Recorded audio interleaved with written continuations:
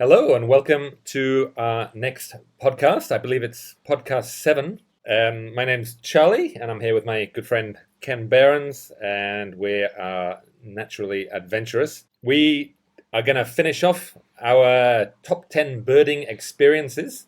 You'd think 20 birds would be quicker than a month and a half, but that's how long. It's been a much longer journey than anticipated, but it's been enjoyable. I've got some great stories I never heard from you before, that's for sure. Yeah, it's been quite a ride. Anyway, but before we get into Ken's top 3, just a little bit of news. We've been telling you about our online school of birding, and that is pretty much ready to go live. So that website should be up and running by Monday. We've been working really hard on this, and we're pretty happy with the results. So please check us out at schoolofbirding.com from Monday onwards. And I'll go ahead and tell folks just a little bit about the first tutorial that I'm offering. It's how to prepare for a birding trip. As you can tell from this podcast, I've been traveling almost my whole life and basically always getting ready for / cramming for the next birding trip. This tutorial basically includes all the little tricks and techniques I've learned through the years to get ready for a birding trip. But it's for everybody from like a person taking their first bird tour ever to like a hardcore independent traveler. There's different levels at which you can study. And yours is about listing, right, Charlie? eBird and so on? Yep, that's right. I'm a pretty rabid world lister for birds. Ken knows that very well. He piggybacks off my list sometimes. Well, you're the yin to my listing yang. I'm really not a lister, although I'm a lazy e-birder, and so when Charlie will copy me on a checklist, I'll list those. He'll go as far as to click accept, and then that's about it. Anyway, I've slowly got more and more into listing over the years. I've spent a lot of time organizing my word list, and I've got quite a bit of expertise in how to build a list and how to put in all your historical data from all your trips and checklists and field guides.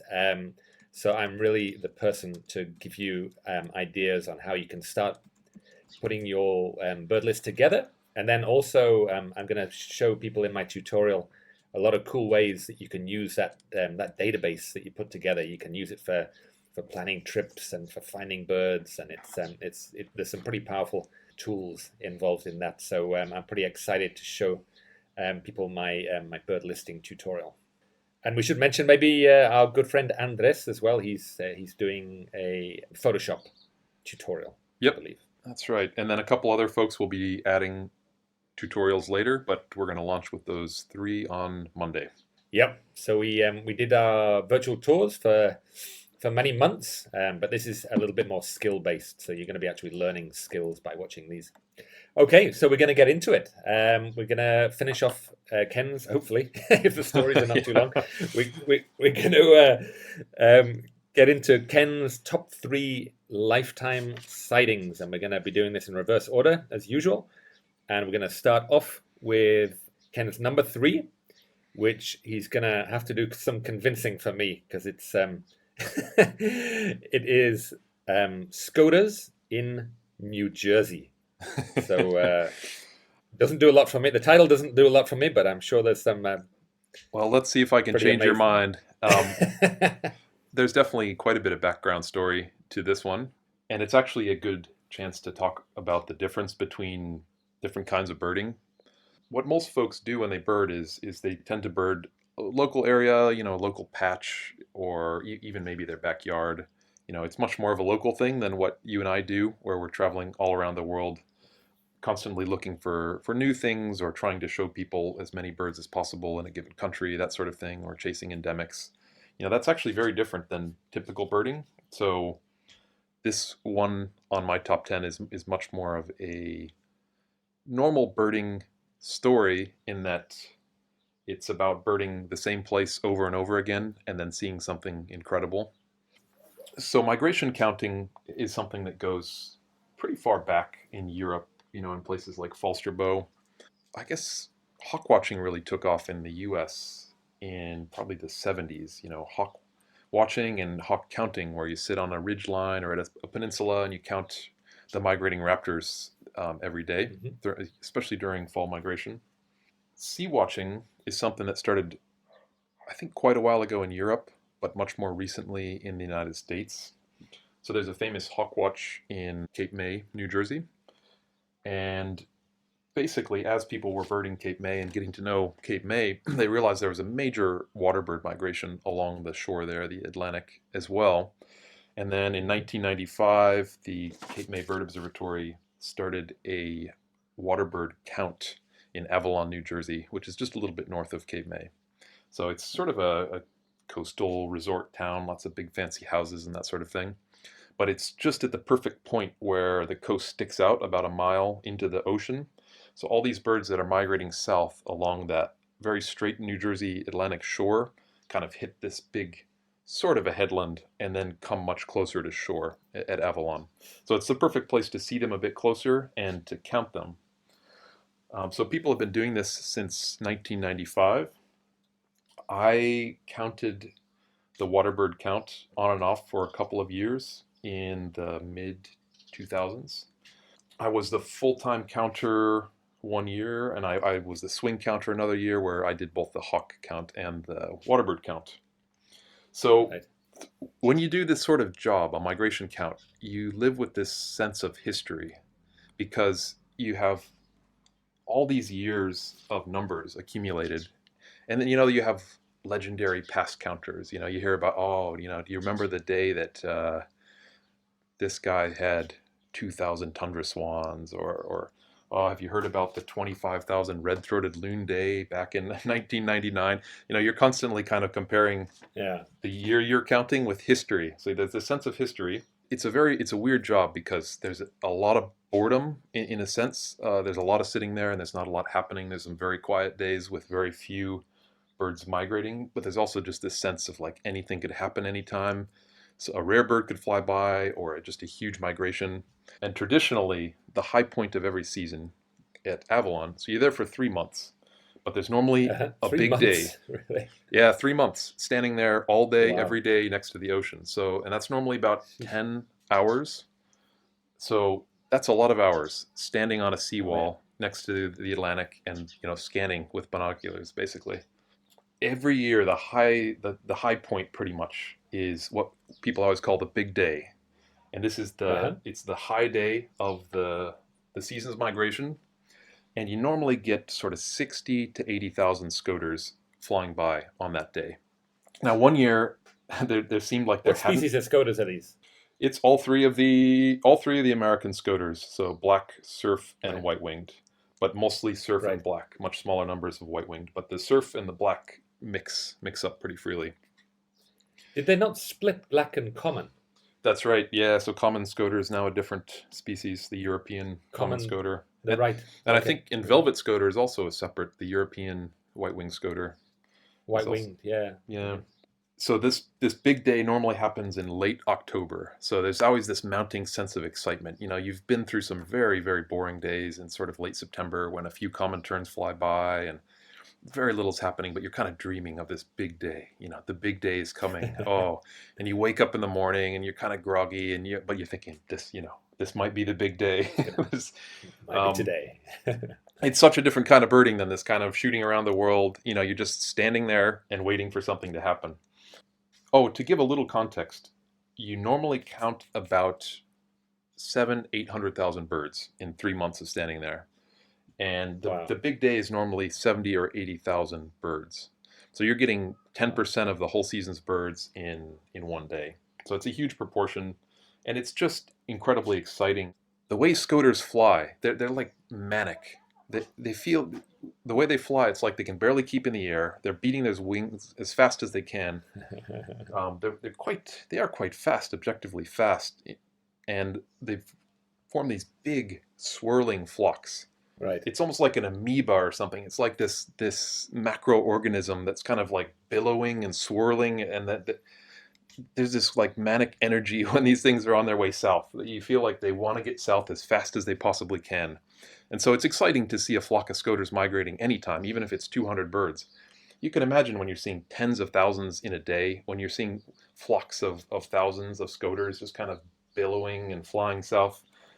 It's very exciting. And so you're waiting for the big day, and basically, it was actually October 26th, 2007. It was right about the time when the big day normally happens. So I was ready. Uh-huh. But what happened was the biggest big day ever in the history of the Avalon Sea Watch. Instead of the normal 70 to 80,000 birds, there was about 150,000 birds that flew south that day. And it was almost perfectly divided between surf and black scoters.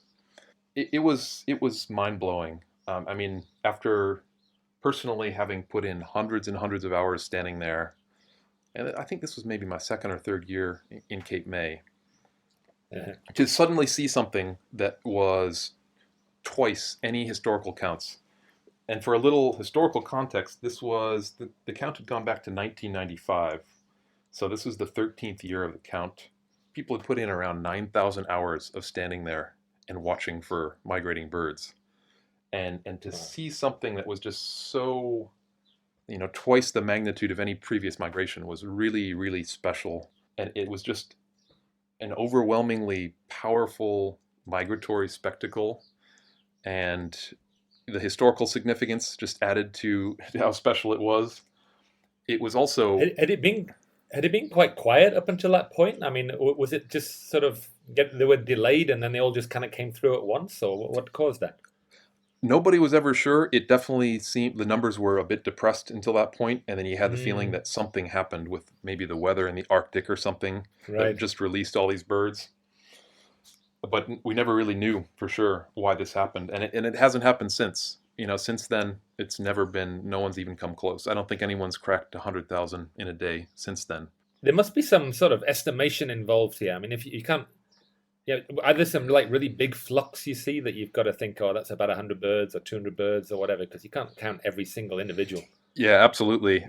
And that's part of what's so exhausting, taxing, and exciting about it, is that not only are you're trying to quantify overall, but you're also trying to separate the two main species, surf scoter and black scoter. Right. And you're trying to pick out other things. So these scoter flocks are like the sort of the freight trains that run down the East Coast, and a lot of other ducks kind of join in. They follow in the wake of the strong flying scoters, and then they don't have to flap their wings as hard to sort of cover the same ground. Yeah. And so it's like this train that other things jump on. And so you're getting things like bufflehead and even razorbill and wood ducks and all kinds of stuff mixed in.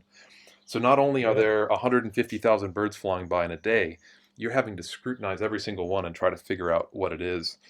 Now, there's lots of estimation. And so at the Avalon Sea Watch, you have banks of clickers that are assigned to the different species.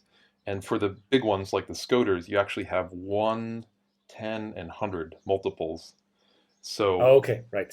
You basically, as one of these flocks is bearing down on you, you just have to decide like in which multiple you're going to estimate it. And then you're kind of counting it by blocks. And then you also, at the same time, you have to try to figure out the breakdown between, say, surf and black scoters, and then record that. But you can just imagine, flock after flock after flock is bearing down on you over a sort of a 10-hour day, and you're having to break down, identify them, estimate them. It's exhausting and exhilarating. I mean, it was a cold day. It just sort of drizzled rain all day. So you're standing out there in the drizzling rain, and there's sort of low clouds. It's just this gloomy day, but then you just feel this like power of migration just surging down the East Coast. It's hard to describe, and it's a totally different kind of birding than sort of like some of what we've talked about, going into a forest and finding some rare endemic bird. In some sense, instead of you being the active one, you're the passive one. You're sitting there and you're just beholding this spectacle and the power of nature and migration. And the sort of the bad weather just added to the feeling of that epic day. I would say sea watching is one of my least favorite types of birding.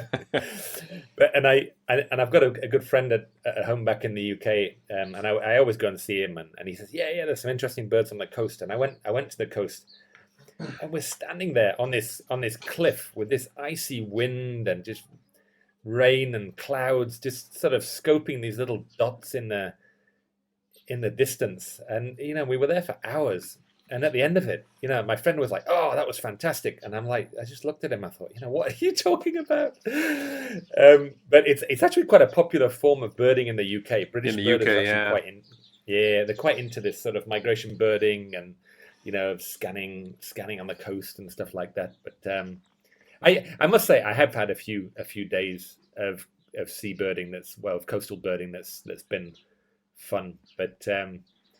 Yeah, no, it sounds amazing. Those huge numbers.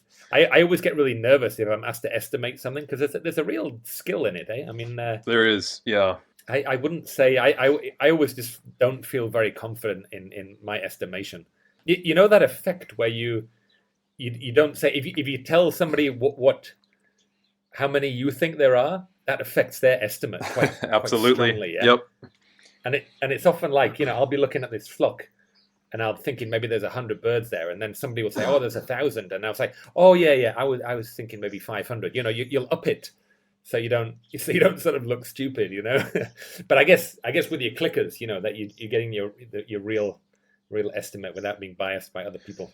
That's right. You're not scrutinized, so that's one thing. You start with very few birds and you sort of build up your confidence. Obviously, after a couple years of doing it, you get some confidence. One other little detail I'll mention is that, so we have both hand clickers and then we have banks of clickers. And so the way we count is like I'll have 5 clickers on my hands. So I'm basically looking, we have these really cool Zeiss like image stabilized binoculars that are just one of the coolest pieces of kit. I think they were designed for like naval use. But so you're basically holding these things with your hands, and meanwhile your hands are like covered in all this clicker bling. And then as you're scanning through these flocks, you're like clicking, and then you have to remember. But the clickers are for different. The clickers are for different species, or what? Different species or different multiples. I might have on a day like this, I probably had a 10 and 100 surf scoter clicker, a 10 and 100 black scoter, and then probably also at least a 10 darkwing scoter, like if I didn't manage to identify some. Right. And so as these things are flying, you're like click, click, click, you're clicking them with your hands as you're looking through the binoculars.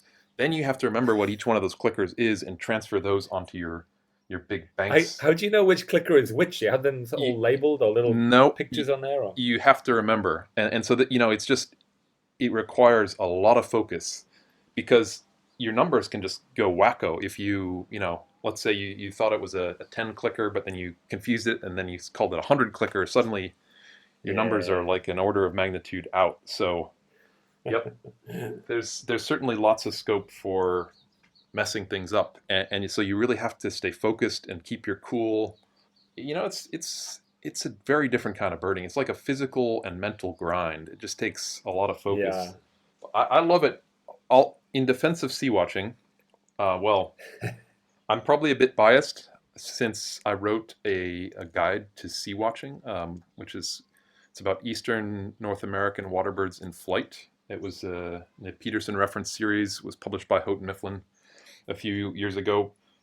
Basically, while doing this unusual job of counting the sea watch, my friend Cameron Cox and I realized we were using a lot of ID techniques that no one had ever really published or talked about.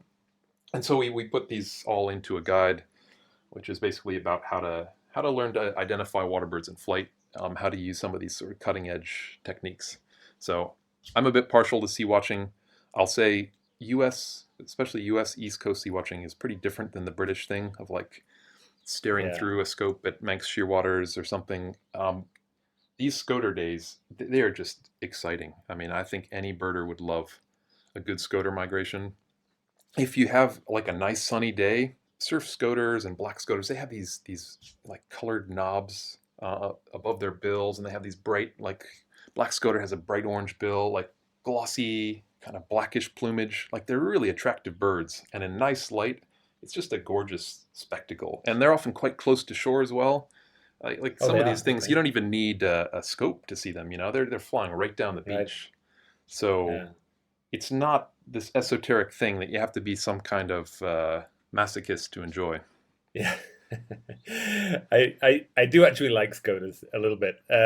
I see them in Japan every year, and they sort of you get them off these really incredibly cold, in the very far north of Japan, in Hokkaido, and they often come into the little fishing ports to shelter, and they do all these cool little whistling calls, and they're very cute, and they're kind of social, all in a little group. They are quite charming birds. I actually saw once the magnificent Stella's sea eagle taking a black scoter. Oh wow! Actually, the eagle was perched on the snow, and then it had something in its talons, and it flew off. And I got a picture, and then we saw later that it was a scoter. Wow, that's a great. It sounds like an amazing experience.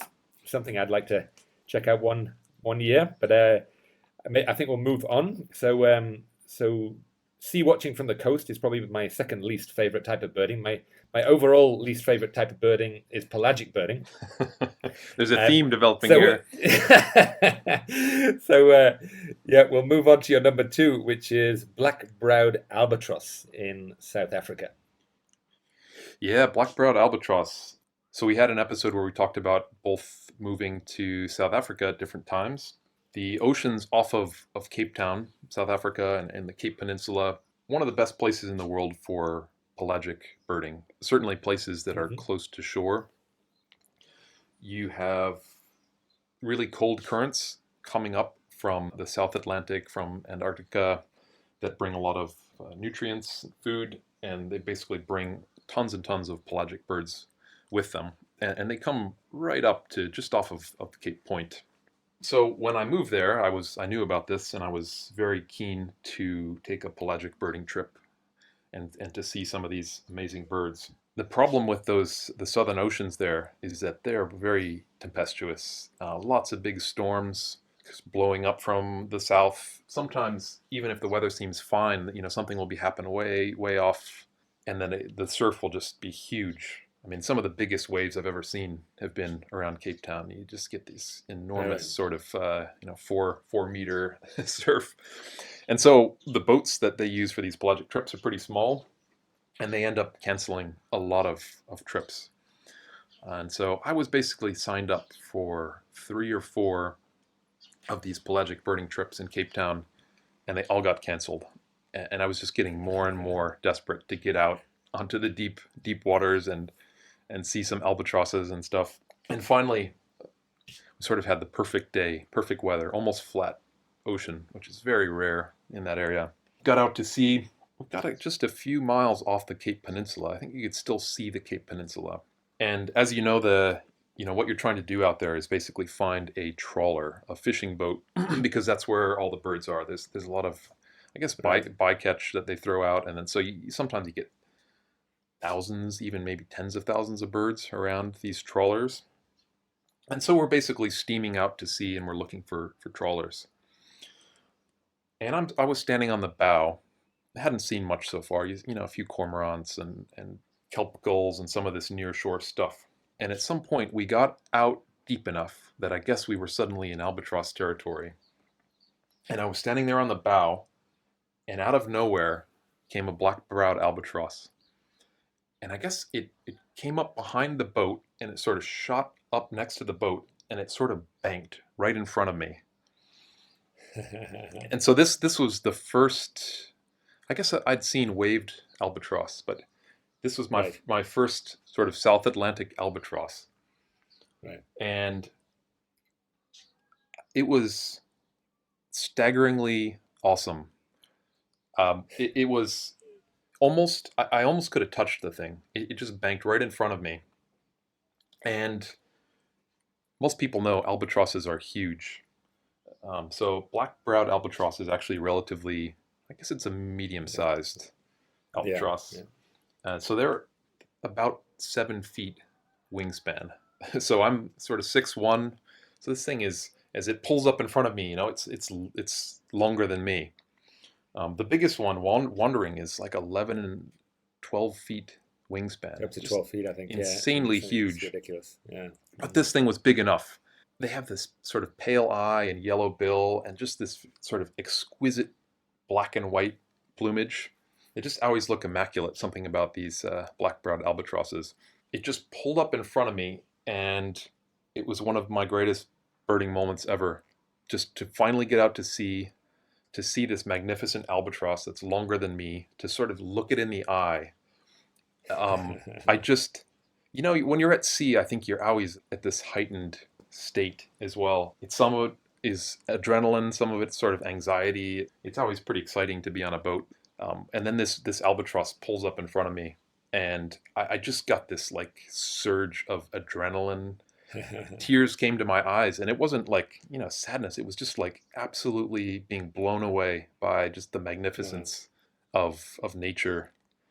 I think pelagic birding, almost more than any other type of birding, you have this uncertainty, or you have this feeling that you could see almost anything. It's just, you've got the whole ocean out there, and it could just, you never know what's going to produce. Could be some mega rarity, or you could have a terrible day, whatever. So it's always feels like that to me. Definitely. People are on edge because they're worried about getting sick as well. I don't get very seasick, but that's always part of it too. You're just out, you're trying to stay You're lucky. Stay healthy. Yeah. I did mention that it's my least favorite type of birding, and that's not because I've got anything against albatrosses or other seabirds. I'm just very prone to seasickness, and I've done maybe 3 or 4 proper pelagics, and I've just felt absolutely horrendous on every single one. I've always been throwing up over the edge, and even I've had lifers flying around me, and I've been laying on my back on the deck, and people saying, oh, albatross, and I lift my head up and I just look at what they're pointing at, and then I sort of lay back down again. So it's like really it's difficult to enjoy that kind of thing if you get so seasick. A few things will just destroy your will to live, like seasickness, and I've never even been seriously seasick, but I've been close enough. It's not even that you're not enjoying the birding anymore. It's that you're not enjoying being alive anymore. It's, exactly. You can see why people would probably sort of jump in the ocean just because you feel that bad, that horrendous. But I actually see albatrosses. I've seen probably half the albatrosses now, and I've seen a fair number of them from the coast, which is always nice. But every year in Japan, I do a sort of little mini. It's kind of a mini pelagic. It's a ferry crossing, so sort of maybe a 6-hour ferry crossing, and we see dozens, if not sometimes hundreds, of albatrosses of 3 species. But it's on a big ferry, and it's fairly stable, and I just about managed that. But yeah, these little day pelagics on a little fishing boat, just swaying backwards and forwards. It's just I just haven't found a way to do it yet. It's tough. It's tough in Cape Town too. I mean, was an exceptionally calm one, but yeah, normally. But sometimes you don't want it too calm, because you need a little bit of swell for the birds to get up and fly around, I guess. That's right. Oh, I should mention that black-browed albatross is actually considered endangered now. A lot of the breeding colonies have been declining very quickly. I think the biggest one is on the Falklands.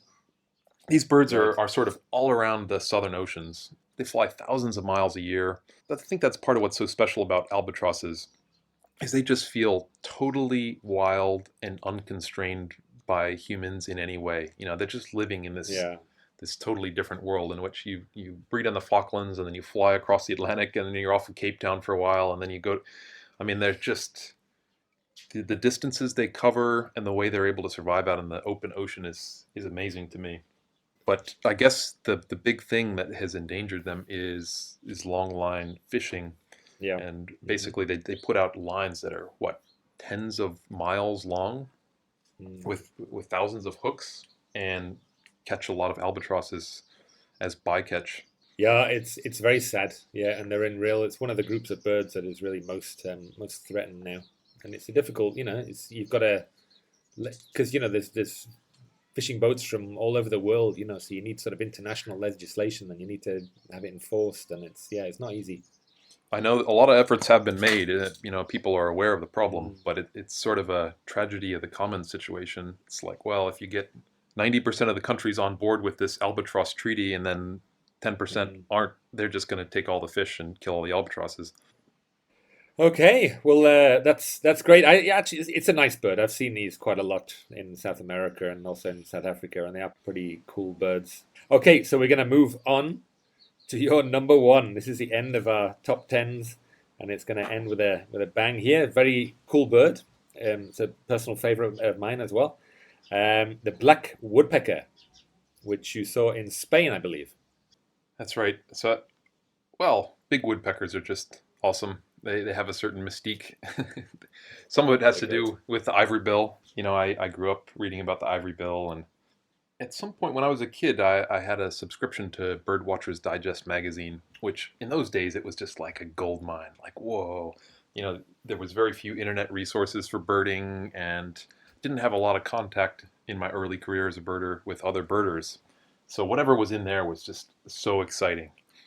And I remember reading an article about looking for black woodpecker in Europe, and it was one of these nemesis bird type articles in which someone had looked for this thing for years. I think it was an American traveling to Europe, and just hadn't seen it over and over again, and had finally seen it. So I think this article just served to give this bird a special mystique in my mind.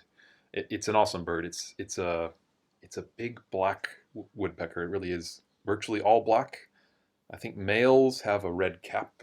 I think it's a little bit longer than pileated woodpecker, but it's shorter tailed. So it's actually a considerably bigger bird. It's like a bigger bodied bird. So it's quite a huge woodpecker.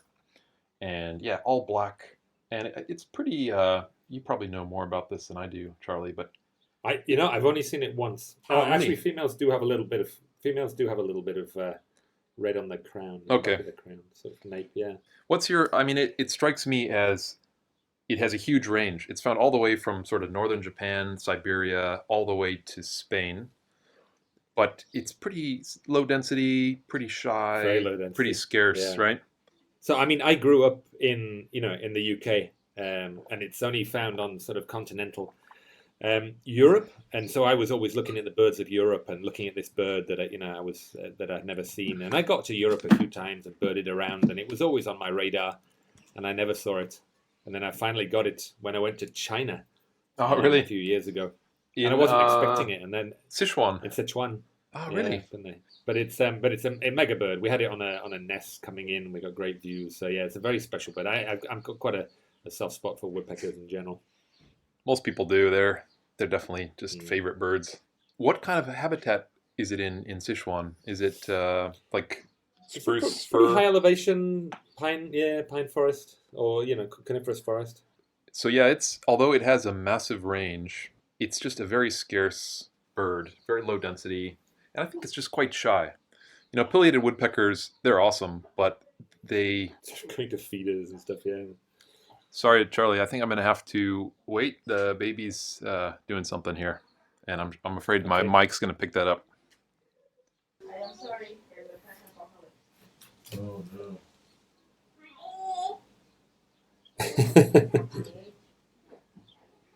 we call these cockapocalypse.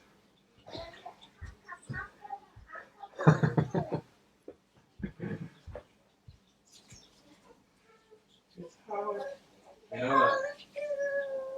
Can you say cockapocalypse? Good job. We should definitely leave a little bit of that in the podcast. Yeah, we should. Especially where he says cockapocalypse. That was amazing.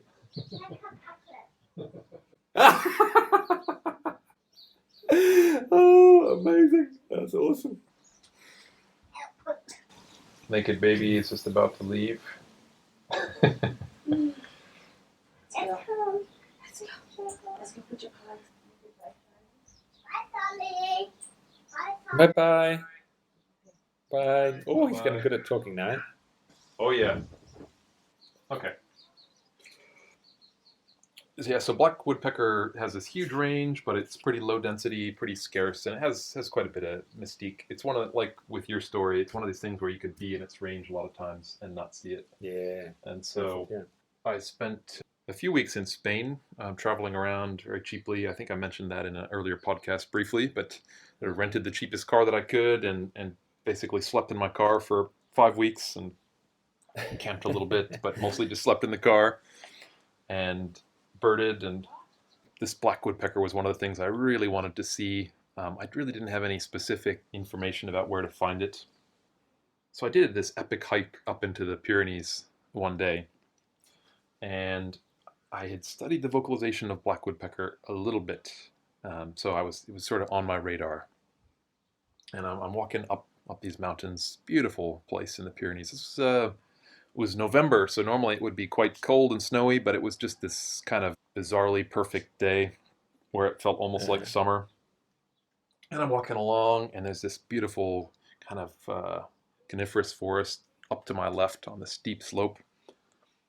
And I hear what I'm almost certain is black woodpecker calling way up the slope. And I think you and I would both do exactly the same thing under these circumstances. Exactly what I did, which is basically sprint into the forest and head up that slope as fast as I possibly can. There was no hesitation. I had to see this bird. And I knew it was a pretty scarce thing. It wasn't like I was gonna just bump into a bunch more during the day. It was like there's one there, and I'm gonna see it. So I sprinted up this hillside. So I'm running through, and this was a steep. I mean, I'm tempted to say 45 degrees. Probably wasn't quite that steep, but it was a steep hill, and I'm just sprinting through the trees, trying not to fall down. And every few minutes I hear this call again. And I get there, and I get right near where the call was coming from. But I know I have to be a little bit cautious because it's quite a shy bird, and so I'm kind of creeping around these pine trees, looking carefully in front of me. So I'm creeping my way up this slope, and I'm looking carefully, and I hear a sound that birders dread, which is loud wing beats. And it sounds like this thing has just flown a mile. It's like, right. Well, there goes the black woodpecker, and I'm probably not going to see this thing again. Who knows where it is? I've just sprinted up this almost vertical slope. Like, my knees are burning, my legs are on fire. I can barely breathe. I'm kind of gasping for breath. And when I heard those wing beats, I sort of sunk to my knees and just tried to catch my breath. And I kind of hung my head, just, in exhaustion and disappointment, and caught my breath, closed my eyes, and I looked up, raised my head, and I looked up, and there was a black woodpecker about 10 feet from me on the side of a pine tree. It was like this miraculous vision. So I guess what happened was that there was probably a pair, and one of them flew off, and then one of them was like on the other side of the tree and just popped out. It was a little bit like, I think, your Royal St. Clody's story. It was, the agony and the ecstasy. Like, I'd gone from profound disappointment and exhaustion to absolute exhilaration and delight just within seconds. And I was on this slope, and so I was sort of on my knees, but I was almost just leaning into the slope, and then this woodpecker is just right in front of me at eye level. It was just a stunning view of this great bird. Did it see you? I don't think that it did, eh? At least not. I certainly had a good view for a couple minutes before it flew off. Sometimes you tend to sort of photograph those moments in your mind that sort of imprinted on your mind. You probably have that. I'm sort of imagining what it's be like, but I mean, you must be able to actually see that image of this bird. Absolutely. And this is actually one of the things that I wonder about with all the photography that we do these days. Would it be more set? So I didn't even have a camera in those days. I wasn't thinking about taking photos. I wasn't focused on taking pictures. I just looked at it and fully enjoyed that sighting. Now I do wish I had that picture, but then I might have actually enjoyed it less if I'd been snapping away with my camera. You might have had an amazing view of it and then not got a good picture, and you would have been disappointed by Exactly. it. I often find that's what people do, and it's like you just see. I sometimes show people an amazing bird, and they see it really well, and then they don't get a good picture, and then they're all disappointed. And I was like, you just see one of the most amazing birds in the world. That should make you happy. Yep, it's strange. You really have to kind of remind yourself of that.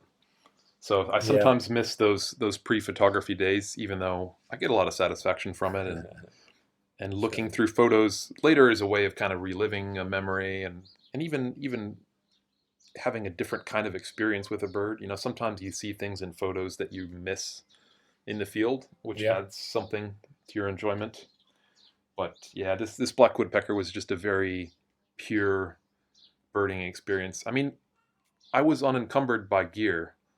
I had a backpack probably with a little bit of water and some cheese, and I had a binocular, and that allowed me to just sprint up that slope.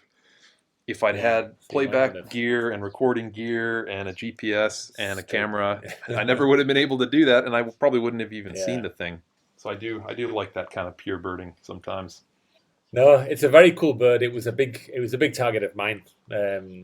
Several years ago. So that was really, really nice to see. I can definitely see how that would be in your top 10.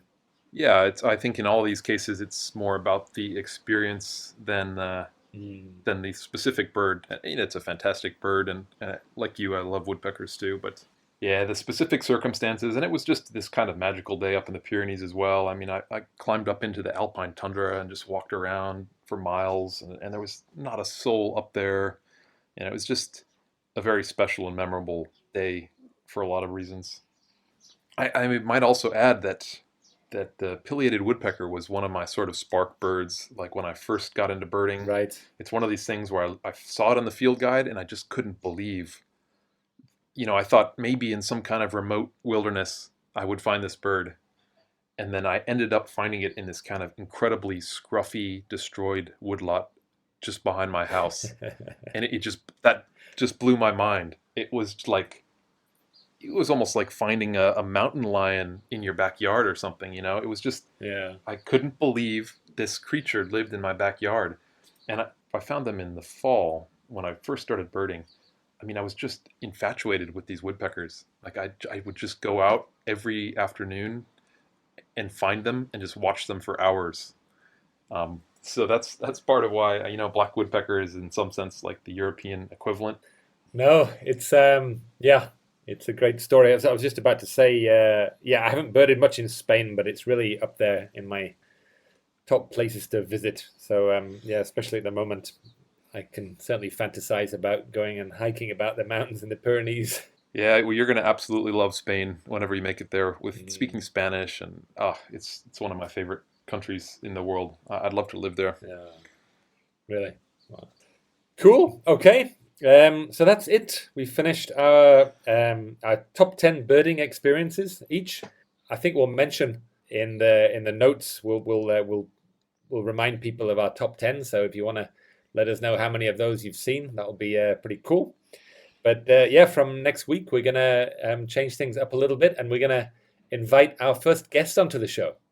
Our friend Keith Barnes. He's a South African, a world traveler. He lives in Taiwan now, and Keith has some of the best stories I've ever heard, and he's a great storyteller. So we're looking forward to getting a few good stories out of Keith. So I guess we'll leave folks with our natural sound for the week, which is going to be a drumming black woodpecker from central Germany. Fantastic. And this recording is from Zeno Canto, and it's by someone called Bertram. So thanks, Bertram. Okay, so that's it. Enjoy the woodpecker, and we'll see you all next week. See you next week.